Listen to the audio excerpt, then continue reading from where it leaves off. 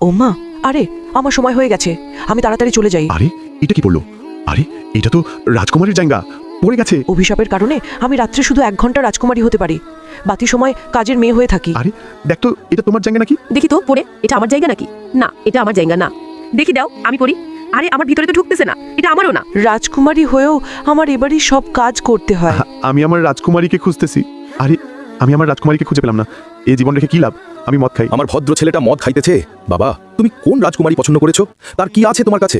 তার কি কোনো পরিচয় আছে? হ্যাঁ, ওর এই জায়গাটা আছে আমার কাছে। আচ্ছা চলো বাবা, আমরা সবাই মিলে রাজকুমারীকে খুঁজি। তারপর আমি আমার বাবা মাকে নিয়ে ফুল এলাকা খুঁজতে থাকলাম রাজকুমারীকে।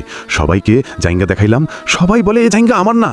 কিন্তু হঠাৎ করে সেই রাজকুমারী একদিন আমার সামনে পড়ে যায়, আর তারপর একটা অদ্ভুত ঘটনা ঘটে। কিন্তু সেটা দেখার আগে যাদের কাছে আল্লাহর এই ছবিটা ভালো লাগে না তাদের কখনো ভালো হবে না, আর যাদের কাছে আল্লাহর এই ছবিটা ভালো লাগে এবং আল্লাহকে তুমি ভালোবাসো তারা অবশ্যই লাইক এবং সাবস্ক্রাইব করবে।